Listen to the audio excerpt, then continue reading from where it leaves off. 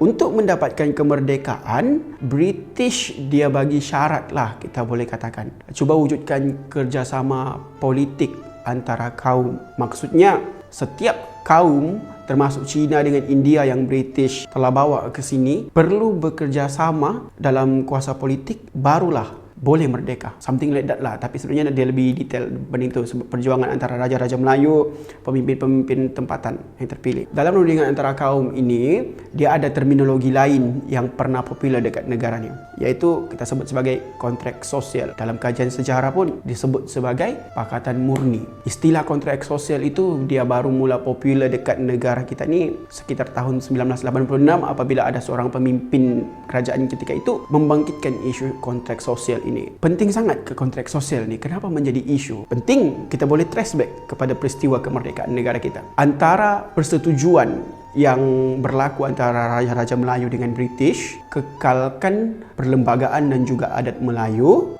dan British cakap tolong terima bangsa-bangsa lain. Apabila ada persefahaman antara Raja dan juga British ketika itu, Raja turunkan benda itu kepada pemimpin-pemimpin yang dipilih. Salah satunya Tunku Abdul Rahman lah.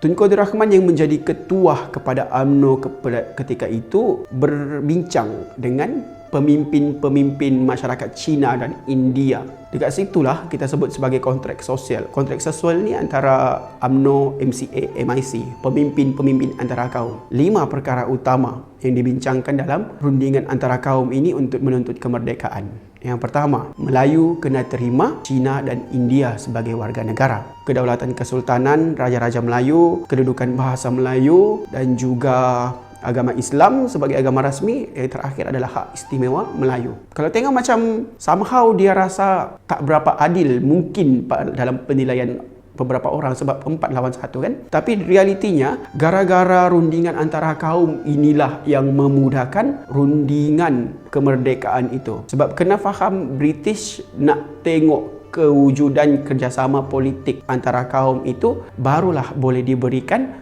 kemerdekaan secara aman. Daripada rundingan antara kaum inilah wujudnya pilihan raya pertama pada tahun 1955.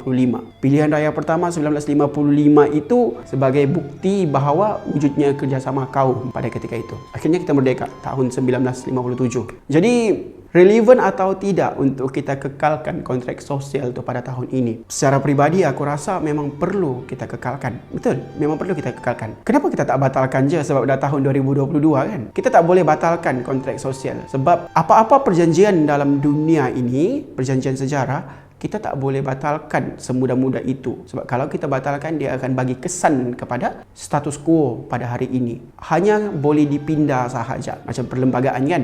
Perlembagaan negara kita pun dah banyak dipindah. Demikian jugalah kontrak sosial ini. Nak batalkan tak boleh. Nak pindah boleh. Tapi nak memindah itu ada cara dia. Apa-apa pun, yang paling utama, kita kena kembali kepada sejarah founding fathers, kita boleh katakan, untuk mewujudkan perpaduan integrasi nasional yang menjadi aspirasi negara kita pada dulu sampai sekarang.